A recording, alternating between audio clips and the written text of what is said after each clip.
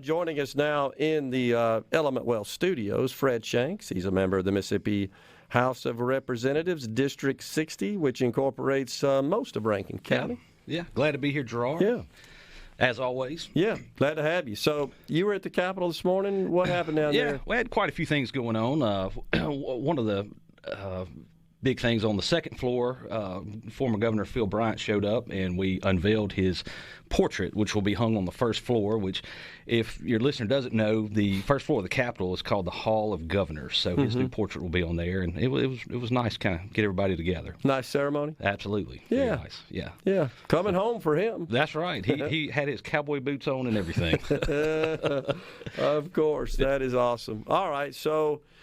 you guys, did you gavel in today? We did. We went in at 10, and we concurred on the teacher pay raise. Okay. Which, of course, if your listeners are not familiar, that's going to be an average of about a little north of $5,000 raises. Okay. And a $2,000 raise for teacher assistants, and it'll bring them above the national average and southeastern average. So, and that would be just the state's portion if they work in districts that have additional pay. Correct. That's correct. They would receive that, of course, as well. So this really just deals with the state portion. It's a big deal, and it is a big deal on its way to the governor's office. Yeah. So. All right. So he's expected to sign it, I think. Huh? Yeah, I haven't heard anything otherwise. I would think it's a done deal. Yeah. I would think so as well. So, all right, so out of your committee, the Constitution Committee, something that's on the top of minds for Mississippians is how do we get back to some sort of ballot initiative process that could allow the citizens to place a measure on the ballot. After the Supreme Court struck down Initiative 65, said, you know what, this doesn't really match what the law says. We don't have such a mechanism right now. That's correct. We've got a bill. We've passed it out of the House. It's currently in conference. So my counterpart is Chairman Polk, and he and I have had several good conversations, and I believe that we're on the same page. And this may be one of the only things we really agree on. But he's been great to work with, and we'll be ironing out the details this week, and I feel real confident about it that we're going to get something good for the citizens. Give us a summary of what this bill would do. Obviously the main point that it does, and why it got held up when it did, is the congressional districts. We originally had 5, now we have 4, and that language had never changed. And at this point, what we've done is we've got inserted like pro rata language to say, hey, whatever congressional districts we have at the time of a sponsor doing an initiative is what we're going to go with. Okay. And then it'll be statutory only. There won't be you can't have a constitutional amendment. And then if it passes, as of right now, if an initiative passes, it will be 2 years before the legislature can touch it. Okay. So legislature's kind of hands off. You can only have 5 initiatives on the ballot at one time, and it's a single subject rule. So 5's too many as it is. That could get complicated. Yeah. Well, and the other thing I think that distinguishes this particular piece of legislation in terms of how it would change the process in the state is that presently we only have a method to amend the Constitution. Correct. This would be a way for the citizens to get a measure on the ballot that would affect statute. Correct. It would be just like what we do in the legislature now. It's the same ability. Okay. So would the citizens as well have a way to amend Constitution through the ballot initiative process? I don't think so, right? Okay. No. So amending the Constitution would require the House and Senate to concur on a measure that would then go to the ballot. That's correct. And be voted on by the citizens in order to amend the Constitution. Yeah, there was not an initiative to do that. On a citizen initiated. Correct. Process, right? Yes. Okay. So, but the citizens can get a measure out there that would make or change law, essentially. Right. Yeah, absolutely. Yeah. So, all right. And the thresholds for signature gathering, those remain the same, did they not? Correct. It's 12% of the gubernatorial race. Yeah. Same. The most recent one, correct. Right? Yes. And that hadn't changed. That was what it was on the prior initiative. Yeah. Which I think would put it based on our last election, in around 100,000, 103,000 or so, I think, signatures would have to be collected to be valid. Okay. Well, so what kind of feedback have you gotten on that from your constituents and just others across the state? Well, on the House side, I've heard quite a bit. Obviously, being the chairman of the Constitution Committee, I've heard from people all over the state. Sure. But talking with my colleagues, I believe everybody has had someone reach out to them, and they want a process. Okay. And so we are working our best to get them one. And there's some other limitations on what can be included in a measure, right? You can't do something that would just rip the budget apart. As I recall, there's some thresholds. That's correct. That. You have to do a sponsor would have to do the legwork on how is this going to be funded, and if it's a big expense, what are your plans to cut? In order to fund this liability. It's got to be covered, essentially. Correct. Correct. Okay. Well, that makes sense because you could end up with some crazy stuff that really wouldn't be practical. It wouldn't work. That's right. And we wouldn't have a state if something like that happened. Yeah. Especially if you couldn't touch it for 2 years. Exactly. Yeah. So that's the protection. That's kind of the give and take of the protection. That's right. And with the added the 2 years that we couldn't touch it, it just because it's a big deal and it takes a long time and a lot of money to get something on the ballot. Does. So that just lets the sponsor, if their initiative's successful, say, hey, have at it. You got it for 2 years. Well, it's the most recent one, of course, that caused you guys to be in the situation, Initiative 65. I mean, that was a well-funded effort. Oh, absolutely. A very sophisticated, orchestrated effort. It was. And, I have reached out to several different medical marijuana programs that were involved in that, and they did. I mean, they did a great job. And I know that several other, different organizations have reached out to many of them, wanting to hire them, wanting to consult with them on how they did what they did. Yeah. It's no easy lift to go out and collect 100-something thousand signatures. No. And you got to have them distributed across the state. You can't concentrate them in one area. That's right. And then they have to check out. Yeah, exactly. And then they got to be verified and validated. Yeah, good point. So, well, I think that's the way it should be, though. I mean, that sounds like a fair deal to me. Absolutely. I do, too. And, so far we've got what I think is a good bill. And, I'm handing it off to Chairman Polk. And hopefully by the end of the week we'll be speaking again and just iron out some details. He seemed to be on board? He does. He does. Does he feel like he's got the votes over there in the Senate? I never know anymore. Well, I do. I feel confident about it. Okay. I do. And the governor seems on board, as far as you know? Yeah, as far as I know. I haven't heard much. Okay. I've spoken with his staff a time or two, and I believe so. Okay. Now, of course, this won't have to go to him since it's a resolution. That's right. So, you're right. Yeah. My bad. But his office has reached out a couple of times and kind of check and see where things are at and different questions. Okay. So. But this would have to go to the ballot. It will. Yeah, it will do that. Yes. Because the resolution. Correct. Right. Correct. So essentially, the people voting for it kind of takes the place of the governor signing off on it. That's correct. That's the design of that system. 100%. Yeah. Okay. All right, well, and that should be this fall then. Coming up. Yeah, because we got the midterms. We got statewide elections coming up. Oh, it's going to be here before you know it. I know it. I got a feeling that when you guys Sine Die, when you're scheduled to do that at this point?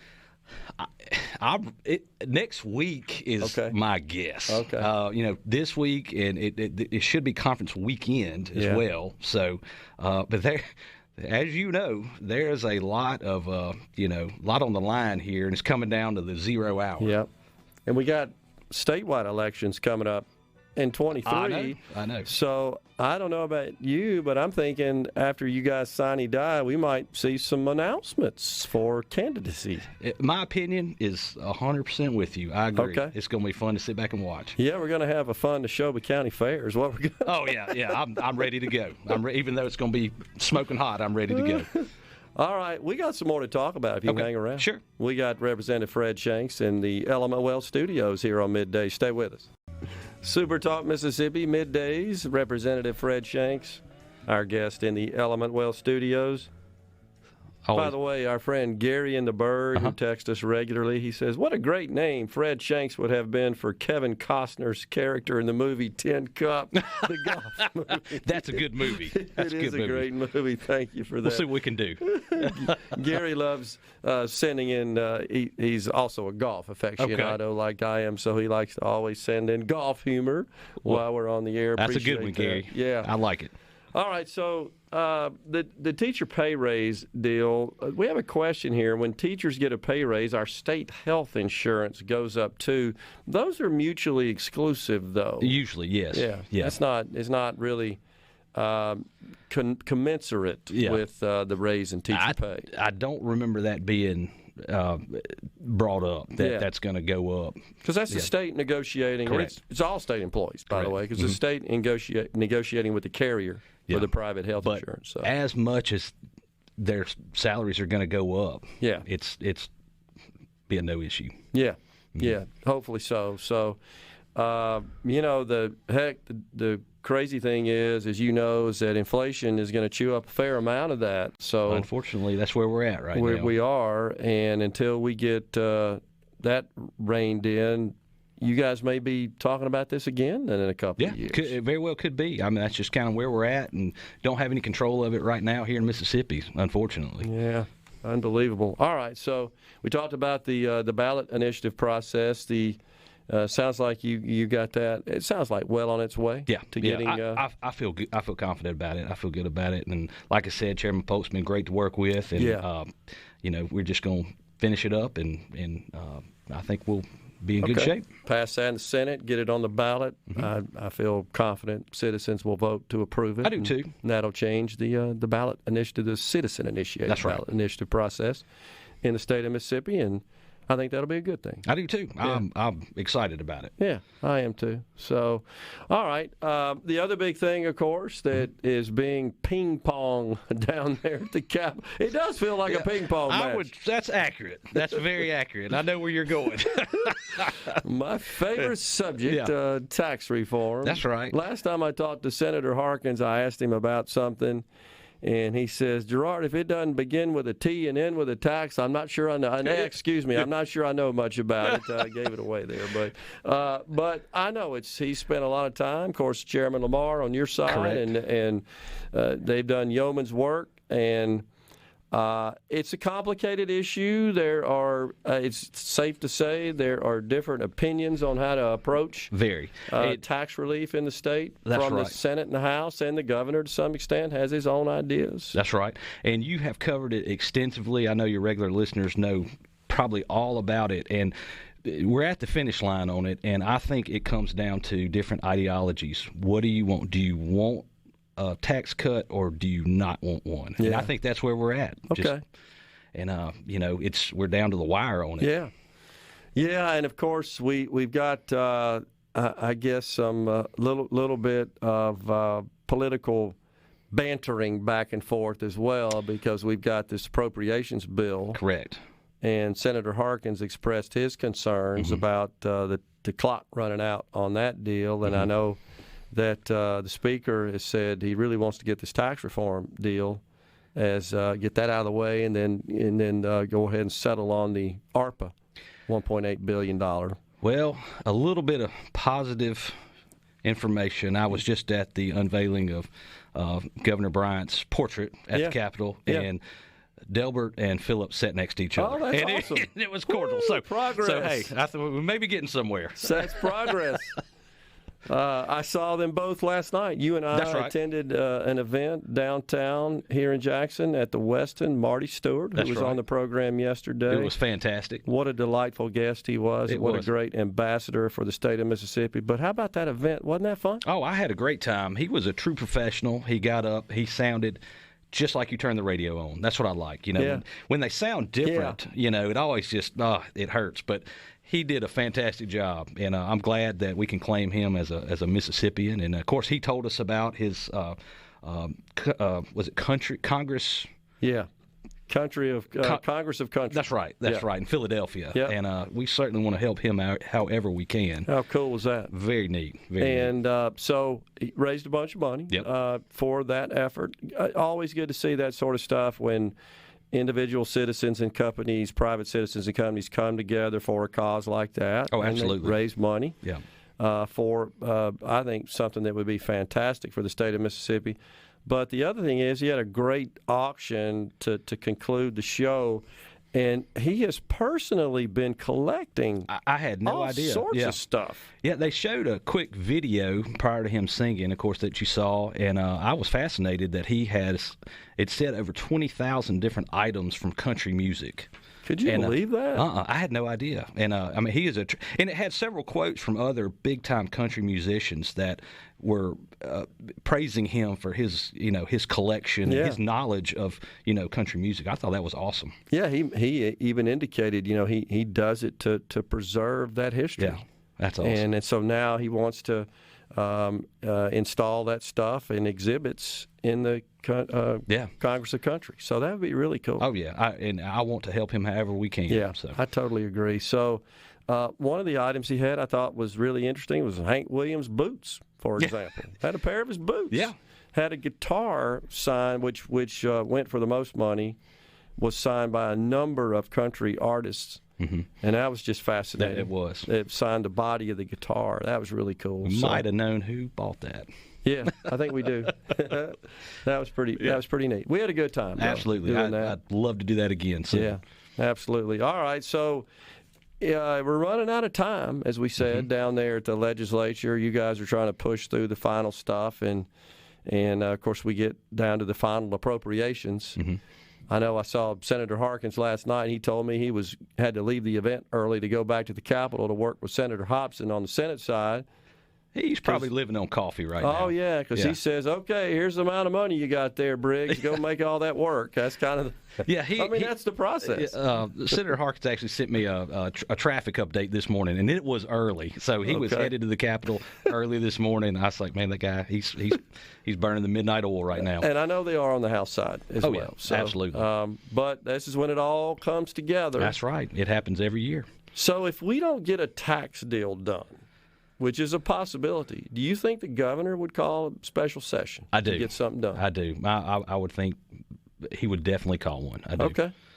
Well, and at that point, it would be hard to believe there'd be any consensus of what such a measure would look like. Typically, at least it was the case on the medical marijuana deal. The governor said, I'm not calling a special session until we have agreement, consensus, votes are there, that's get correct. in and get out, get this thing done.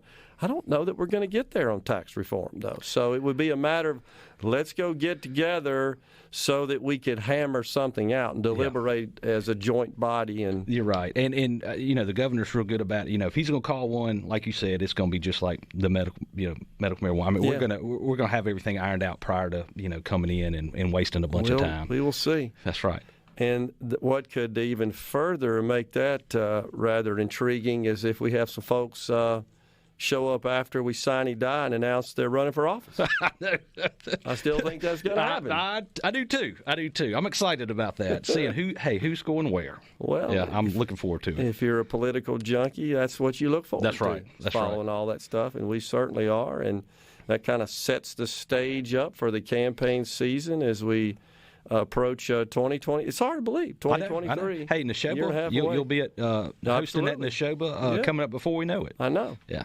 And, of course, our good friend, Representative Nick Bain, he's part of the big event up there in Alcorn County at J Center. That's right. As they say up there. It's J Center. It's awesome, though. What a great event that I have heard about it. You got to go. I'm catching a ride with you when you go up there. We're going this year. That's going to be fun. So you'll get a glimpse even prior to the Neshoba County Fair of who's likely to throw their hat in the ring. That's right. And we're all kind of just waiting to see. That's right. Who's going to announce Just hearing things right now. Yeah. You guys overall have had a good session, though, haven't you? Oh, I think so. I mean, we've done some massive things. We did them, right when we got started. Yeah. So, I mean, I feel good about it. And, of course, for my Rankin County folks, we've got a lot of good things coming back to the county. So a lot of stuff to be proud of. Well, the one thing kind of hanging is the tax reform deal. Right. And it's kind of taken a life of its own. We'll see where all that goes. That's an understatement. We certainly appreciate you coming in, though, Representative Fred Shanks. Anytime. The Mississippi House. from District 60, Rankin County. Always appreciate you coming in, my friend. Thank you, sir. Yeah, we'll see you later. All right. We'll come back with more on Midday. Stay with us.